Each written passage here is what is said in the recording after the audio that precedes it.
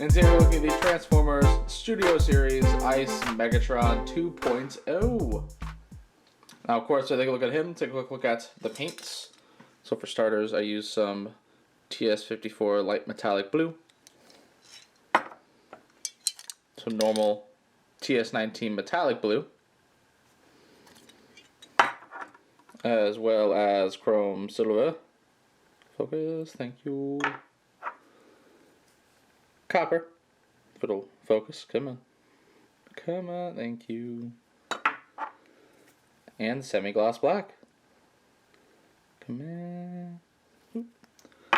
And of course the usual semi-gloss clear coat.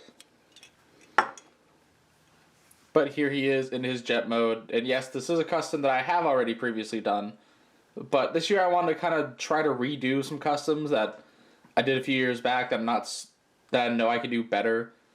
Which this one originally wasn't on that docket. I will plan on doing like one, maybe each quarter. I didn't want it to become such a big repeated thing. Like I didn't want to have a bunch of videos just be stuff I've already done. But a friend of mine gifted me a Studio Series Megatron, little 2007 Megatron with the DNA kit. And I figured, why not? So here he is in his jet mode. Which I do think looks very... I still really like this jet mode, even with the big old hollow bit there.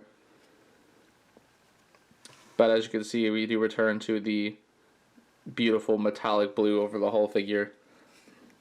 Which, how I did this figure is very similar to the original, but I've changed up where a good bit of paint apps went. I have doubled down on the silver dry brushing, as you can see. The arms here, because it gives it a lot more of that frosted look.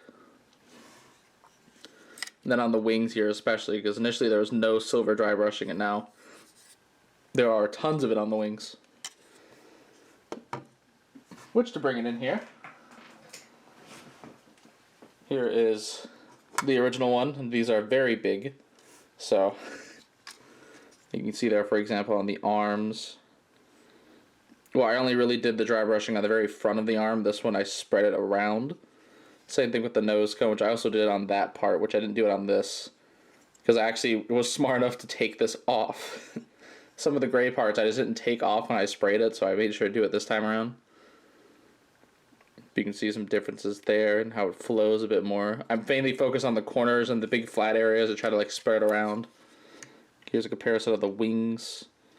So you can see this is just a lot more solid blue, whereas this has a lot of frosted look to it. I even managed to get some on the tail fin this time around. Because I didn't do that last time. I just took these parts off completely. It's so hard handling both of these. But yeah. I can get this to sit itself. I could never get those little landing gear bits that come out of the DNA chest, so I just kind of balance it. It still works. But yeah. Well, I guess since I have the DNA kit too, I can show you it with the gun, which I did also paint up with the metallic blue and then dry brush silver on it and add some little copper bits to it to give it some color. So I think it turned out really nice. Which this can plug in up here. If I can get it. I don't think I've actually been able to get this to plug into this one for some reason. Maybe from the paint. Oop. There we go. So there you go. There it is with the gun. That's something.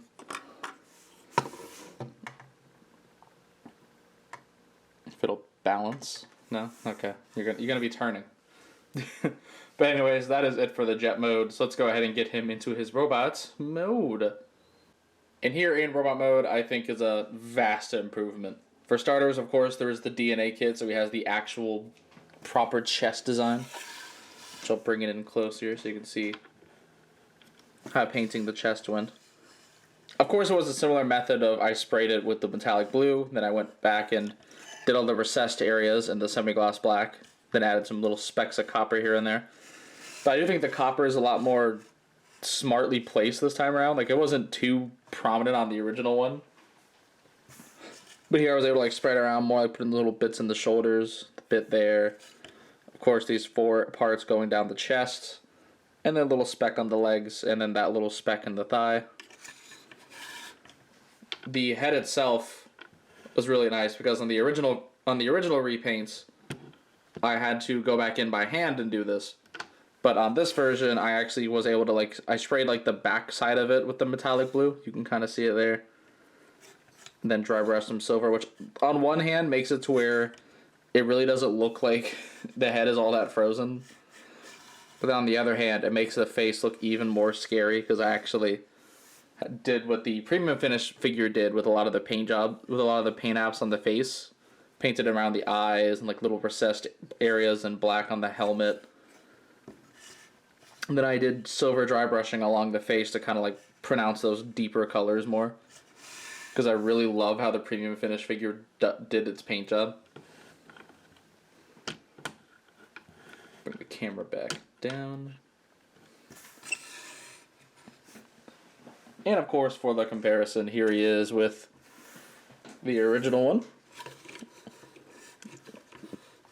Which, yeah, I think the colors on the new one turned out way better. Again, proper chest really helps, but then I changed up a lot of the placements. And how I handled the silver, the arms here just have these little silver holes in them, whereas they don't there. I actually went in with semi-gloss black and painted in this part. Similar to how, like I said, similar to how the premium finish figure did it. I had that for reference for this, which also really helped. The blue, I think, doesn't stand out as much. It's more, calmed into the color scheme. Since most of it's the lighter metallic blue, the only parts that are darker is on the nose of the jet, the arms, then I sprayed over the chest once with the normal metallic blue. Everything else is the light. Which the legs on here mostly stayed the same. It's more so just subtle changes. Of course, the silver dry brushing is still there. A little bit of copper. I didn't do the spray didn't actually hit this time. So it was just kept normal. I didn't paint in these little black parts there. The shoulders, of course, you can tell it doesn't have the copper lines in there. Instead, the copper went into the little bits there, just so it isn't as in your face. Because I think that's how the copper works better in this color scheme. It isn't in your face. It's just kind of brightening up the bits of black as it goes along. The face, again, so much better. Man's got a blue beard going on. Whereas here it's actually menacing and terrifying, and I love it. I love this head sculpt so much anyway. Which, the reason why I could do it is because on the original one, I couldn't get the face off, but then as I was taking this one apart, when I was taking it off by the whole joint there, and I was pulling the head off, and the face plate just popped off, so I was like, well, I can paint it now. And then, since I've mentioned it a few times, here is the premium finish version of Megatron. Which, if you don't have one of these, it is very worth getting. If you can find it for its regular premium finish retail price, I'd say it's worth it. Just those darker colors, man. The dark silver, borderline gunmetal going on with that brownish color. And just how they did the dry brushing and everything. It's so good.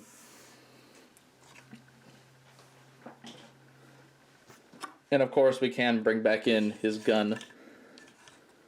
And it still plugs in right here. So he can have his nice little frosty gun, which can recreate in the console version of the Transformers the game. The really annoying part in that one level where you're trying to get the Allspark and Megatron gets unfrozen and he starts shooting at you. And it's horrible because every time it hits you, it just sends you flying back. It's so annoying to deal with. So you can recreate that now. Recreate that feeling. And then, of course, this gun itself does still work. How it can pop open and then do the whole big gun thing. Which is fun. But honestly, the weapon I prefer this figure to have is the flail, just because, when he was all in ice, he had the scene of him breaking out and screamed his name. And a friend of mine got that, the same friend who gave me this, got that knockoff version of Megatron. And the flails on that are actually made of this soft material. So unlike the Hasbro one that it's super stiff and flips back. This one doesn't. So it actually looks more like a proper flail. And so plugs into his arm. And like you can... Let me get the camera to point up a little bit just so you can see this. Because it just moves way more naturally than the original one. Like you can... It's more malleable. You can bend it around.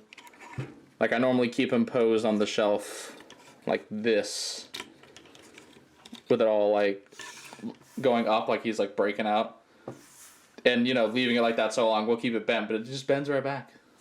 So, I mean, I do think it's very, very nice. And, of course, since it has that curve in it, now you can just make it look like he's about to whip you. He's coming for you. He's going to... Well, bam. I don't know. I wish the Hasbro ones were like that proper rubber. Or at least the DNA kit gave us like an articulated one. Like, I love the chest. I love the gun. But I would not have been mad if they gave us an articulated flail. That would have been a very, very nice thing to have. The camera back down a little bit. But yeah, like I said, this wasn't one I planned on doing a second version of, but I'm very glad I did. I do think this turned out a lot better. It's a lot more menacing. I think the original one that I did is a lot more toyetic in its colors, whereas this one, while it is still a very toyetic color scheme, I do think that it has a little bit more of that, like, scary nature of the design. But, yeah. Overall, really fun custom video. It's a really simple custom anyway, because, like, you don't really have to prime anything. It's really just you gotta, like, spray over some blue and dry brush some silver on top. It's pretty simple. Since the original video, Hasbro has still not made one officially, which is a shame, because they really should. Like, seriously, this would have been great for the 15th anniversary. They could have made, like, a buzzworthy Ice Megatron or something. Maybe even give it the proper chest to convince people to buy it. I don't know. But, yeah. Anyways, that is pretty much all I have to say. So, be sure to check out my channel for more video and custom reviews, and be something to subscribe. You can also come check out my Facebook and Twitter pages, links in the description below. And this is the 14th Prime, signing out.